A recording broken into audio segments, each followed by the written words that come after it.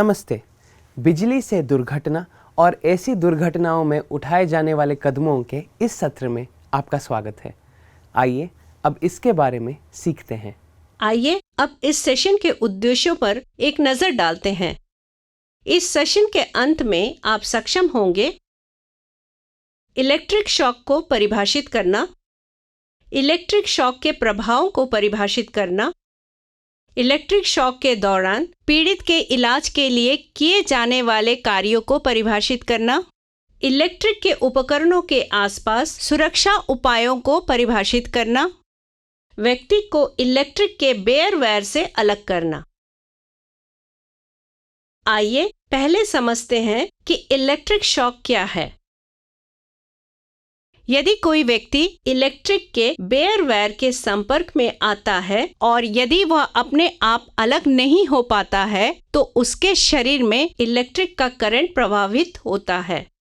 Electric shock मानव शरीर के कुछ हिस्सों और कभी-कभी व्यक्ति के जीवन के लिए खतरनाक हो सकता है।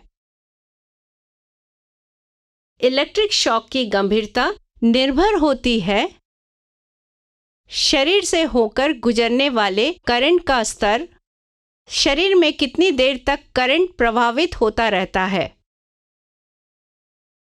अतः करंट जितना तेज या लंबे समय तक रहता है, झटके से दुर्घटना हो सकती है।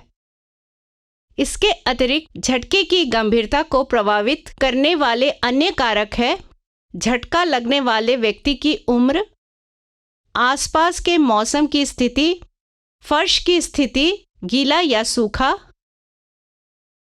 वोल्टेज और करंट का स्तर, विभिन्न उपकरणों के इंसुलेशन के गुण।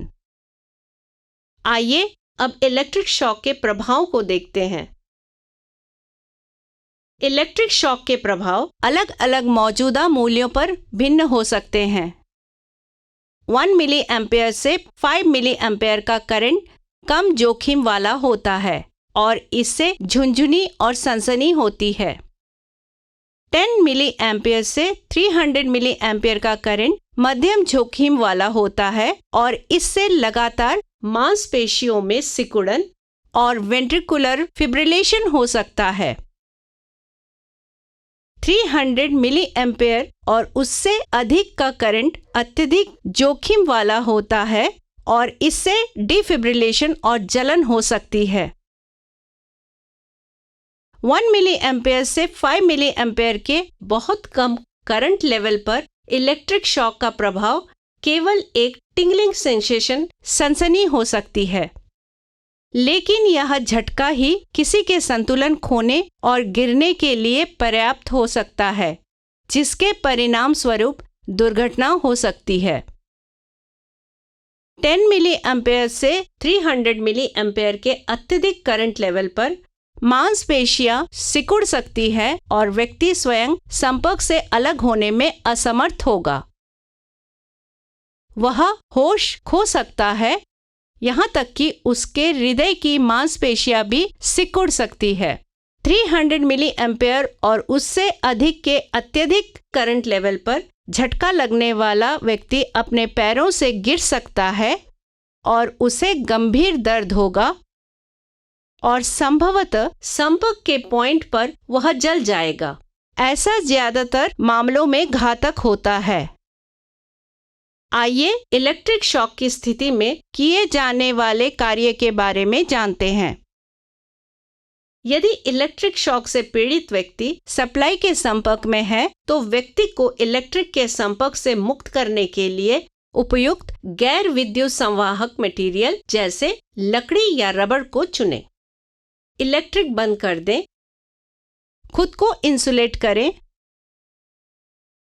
और व्यक्ति को इलेक्ट्रिक के संपर्क से दूर खींच लें या इलेक्ट्रिक के प्लग से मेंस हटा दें। पीड़ित के सीधे संपर्क में आने से बचें।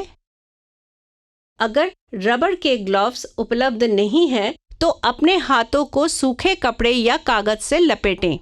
इसके बजाय इंसुलेटेड टूल जैसे सूखी लकड़ी का प्रयोग करके पीड़ित और इलेक्ट्रिक के स्रोत के बीच संपर्क तोड़ दें।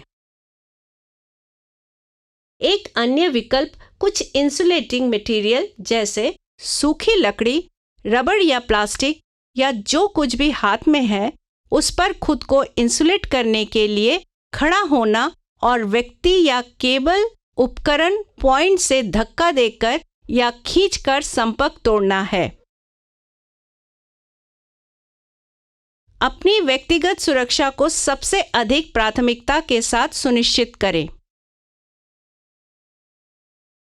यदि पीड़ित किसी खंबे या ऊंचे स्थान पर काम कर रहा है तो उसे गिरने से बचाने के लिए उचित उपाय करें या कम से कम यह सुनिश्चित करें कि उसका गिरना सुरक्षित है। आइए अब इलेक्ट्रिक के झटके से पीड़ित व्यक्ति को दिए जाने वाले इलाज पर नजर डालें। जले हुए स्थान को स्टेराइल ड्रेसिंग से ढक दें। जितनी जल्दी हो सके उसका इलाज करने के लिए डॉक्टर की मदद लें। यदि इलेक्ट्रिक शॉक लगने के बाद पीड़ित बेहोश हो जाता है तो उसका तुरंत प्राथमिक इलाज करने की तैयारी करें। सुनिश्चित करें कि बचाव कर्मी फर्स्ट एड में अच्छी तरह प्रशिक्षित है। इसके बाद उसे तुरंत इलाज के लिए भेजें। आइए अब इलेक्ट्रिक के उपकरणों से संबंधित सुरक्षा उपायों पर नजर डालते हैं। केवल योग्य प्रशिक्षित व्यक्ति को ही इलेक्ट्रिक का काम करना चाहिए। लाइव सर्किट्स पर काम ना करें। यदि अनिवार्य हो तो रबड़ के दास्ताने, रबर मैट आदि का उपयोग करें। इलेक्ट्रिक के सर्किट्स पर काम करते समय लकड़ी या PVC insulated handle screw drivers का इस्तेमाल करें। बेयर कंडक्टर्स को ना छुएं। स्विच पैनल्स, कंट्रोल गियर्स आदि का काम करते या चलाते समय रबर मैट पर खड़े हों। आइए अब हम किसी व्यक्ति को चलती हुई सप्लाई से डिस्कनेक्ट करने की प्रक्रिया को देखें। इलेक्ट्रिक शॉक लगने वाले व्यक्ति यानी मौक पीड़ित को देखें। स्थिति का शीघ्रता से व्याख्या करें। पीड़ित को चालू उपकरण से सप्लाई को अलग करके या इंसुलेटिंग मटेरियल का उपयोग करके सुरक्षित रूप से हटा दें। पीड़ित को सुरक्षित स्थान पर ले जाएं। पीड़ित की स्वाभाविक सांस और चैतन्यता की जांच करें। स्थिति के आधार पर प्रशिक्षित बचावकर्ता द्वारा प्राथमिक उपचार दें और पीड़ित को तुरंत चिकित्सा के लिए भेजें। किसी पीड़ित को संभालते समय बरते जाने वाली सावधानियों के बारे में पहले ही चर्चा की जा चुकी है।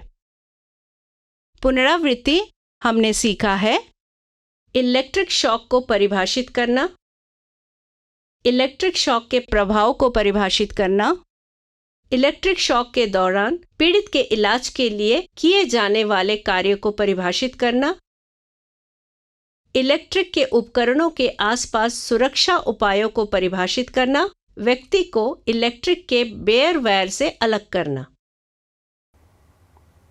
तो ये था बिजली से दुर्घटना और ऐसी दुर्घटनाओं में उठाए जाने वाले कदमों के बारे में। आशा है कि आपने सभी अवधारणाओं और अभ्यासों को सीख लिया होगा। मिलते हैं अगले सत्र में।